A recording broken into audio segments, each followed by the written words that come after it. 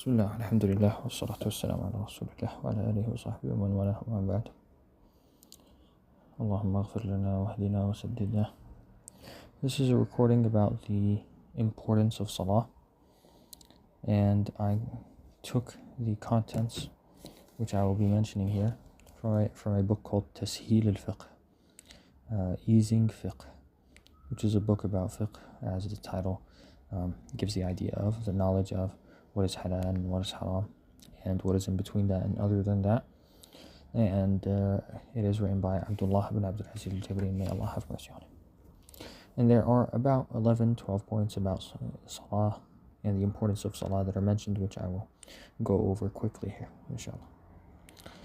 First of all, the Salah is a pillar from the pillars of Islam. And a building cannot remain standing without its pillars. And so when we are told that Salah is a pillar from the pillars of Islam, rather it is the second most important pillar after the Shahada, that shows us the great importance of Salah, and that our Islam cannot remain intact without Salah. Like the Prophet ﷺ said, بني الإسلام على خمس شهادة أن لا إله إلا الله وأن محمد رسول الله وإقام الصلاة, and establishing Salah. A second point that shows the importance of Salah is the statement of the Prophet ﷺ, وَإِنَّ قِوَامَ هَذَا الْأَمْرِ الصَّلَاةِ. What Islam is based on is Salah. That also shows the importance of Salah. And the third point is that the best of what Allah has obligated on the slaves after believing in Allah and what His messengers came with is Salah. Abdullah ibn Mas'ud asked the Prophet ﷺ, as in the Sahih Bukhari Muslim, which action is best? أَيُّ الْعَمَلِ أَفْضَلُ. So the Prophet ﷺ said, الصَّلَاةُ لِوَقْتِهَا, Salah on its time. So the best of what Allah has obligated after believing in Him and believing in what His messengers came with is what? Salah on its time. Then Ibn Mas'ud radiallahu anhu asked the Prophet ﷺ, ثُمَّ أَيْ, and then what? And he said, dutifulness to parents, birrul walidain. And then Ibn Mas'ud said, and then what? ثُمَّ أَيْ, and he said, al-jihadu fi sabilillah, fighting for the sake of Allah. And then the Prophet ﷺ said, also, وَاعْلَمُوا أَنَّ خَيْرَ عَمَلِكُمْ الصَّلَاةِ, and know that the best of your actions is Salah. The fourth point that shows the importance of Salah is that Salah is a light. Like the Prophet ﷺ said, وَالصَّلَاةُ نُور, and Salah is a light. A light in the hearts of the believers in this world. A light in the afterlife, in the grave, and on the Sirat, the bridge over Jahannam, and in the darknesses of the Day of Judgment. Salah is an absolute light for the believer, and this shows its importance. The fifth point is that the first thing a slave is judged on the Day of Judgment for is Salah. أول ما يحاسب به العبد يوم القيامة الصلاة, as the Prophet ﷺ said, the first thing that the slave is judged over on the Day of Judgment is Salah. The sixth point is that Salah is a forgiveness of sins. Like Allah Azza wa Jal said, وَأَقِمِ الصَّلَاةَ طَرَفَيِ النَّهَارِ وَزُلَفًا مِنَ اللَّيْلِ إِنَّ الْحَسَنَاتِ يُذْهِبْنَ السَّيِّئَاتِ. After ordering for a person to establish the prayer, Allah said, surely good deeds erase bad deeds.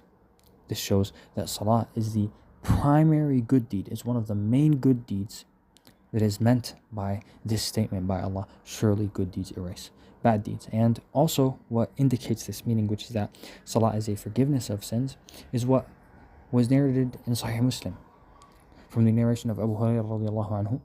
He narrated that the Prophet ﷺ said, الصلوات الخمس, the five prayers, والجمعة إلى الجمعة, and Jum'ah to Jum'ah, the prayer which you go to, ورمضان إلى رمضان, the five prayers, Jum'ah to Jum'ah, Ramadan to Ramadan, كفارة لما بينهن ما لم تغش الكبائر, are a forgiveness and expiation for what is in between them, as long as the major sins are avoided. Another evidence that shows how Salah is something that is a means to forgiveness is what Uthman radiallahu anhu narrated as in Sahih Bukhari Muslim, that he made wudu, and then he, of course in a good way, and then he told who was with him that the Prophet ﷺ was sitting in this same place that I was, or in the same way that I was. And then he made wudu, a very good wudu. And then he stood up and then he said, من توضأ مثل هذا الوضوء, whoever makes wudu like this wudu. ثم أتى المسجد, and then he comes to the masjid. فركع ركعتين, and he prays 2 rak'ahs. ثم جلس, and then he sits down. غفر له ما تقدم من ذنبه. What was before of his sins is forgiven. His previous sins are forgiven if he does such a matter. And of course, if Allah Azza wa Jal accepts, and the acceptance of Allah is something that is unknown, so a person should not do this thing and then think I can do whatever I want after, because you don't know if Allah accepts. That's your good thought of Allah Azza wa Jal. You hope that He accepted, but a person does not know, but he hopes in Allah good, and he continues to do good actions, so that his bad deeds after that do not wipe out the good deed that he did before. And then there's the famous hadith where the Prophet ﷺ asked the companions, as in the Sahih, أرأيتم لو أن أحدكم, the Prophet ﷺ, he asked the companions, if one of you, أرأيتم لو أن نهرا بباب أحدكم, do you see if there was a river at the door of any of you, يغتسل منه كل يوم 5 مرات, and he takes a bath in that water 5 times a day from that river, هل يبقى من درنه شيء? Does anything from his impurities on his body stay on him if he showers 5 times a day? If he takes a bath, he dips in that river 5 times a day? قالوا لا يبقى من درنه شيء. They said none of his impurities would stay on him. He said, فذلك مثل الصلوات الخمس يمحو الله بهن الخطايا. He said, then that is the example of the 5 prayers. Allah Azza wa Jal forgives by them the bad deeds. And this is a marvelous hadith. And I recall that they made us memorize it in hadith competition when I was young. And so these hadith competitions are a good thing for a person to participate in, and to make his children participate in, or his younger siblings, or anyone that listens to you, because they'll be of good effect on them for the rest of their lives. A 7th point that shows the importance of salah is that Allah told us that salah is something that makes a person stay away from what displeases Allah Azza wa Jal, from al-fahsha, from al-munkar, from anything displeasing of Allah Azza wa Jal, from the immoralities that are around us today. If you want to help someone, to guide them to what helps them stay away from these things, or tell them to maintain salah. Inna salata tanha anil fahsha'i wal munkar. An 8th thing that shows the greatness of salah and its importance is that salah leads to success in this world and the next. Like Allah said, قَدْ أَفْلَحَ مَنْ تَزَكَّى وَذَكَرَ اسْمَ رَبِّهِ فَصَلَّى. Allah said that he is successful who gives zakah and who mentions the name of his Lord and praise. And Allah said, قَدْ أَفْلَحَ الْمُؤْمِنُونَ الَّذِينَ هُمْ فِي صَلَاتِهِمْ خَاشِعُونَ. Allah said the believers are successful. Then the first characteristic of the believers that He mentioned, these successful believers, is the ones that are in their prayers humble and focused, and they have khushu' in them.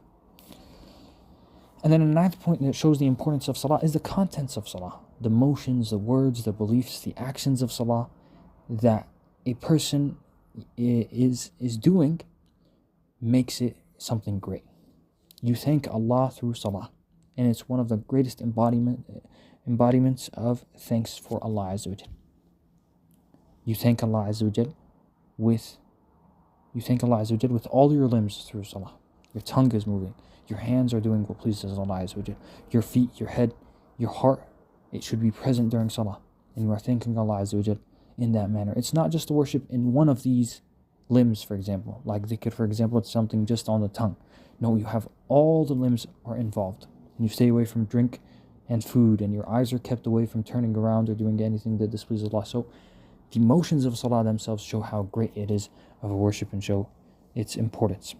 The 10th point that shows the importance of salah is that unlike all other orders, Allah ordered the salah to the Prophet ﷺ without any intermediary, like Jibreel alayhi salam.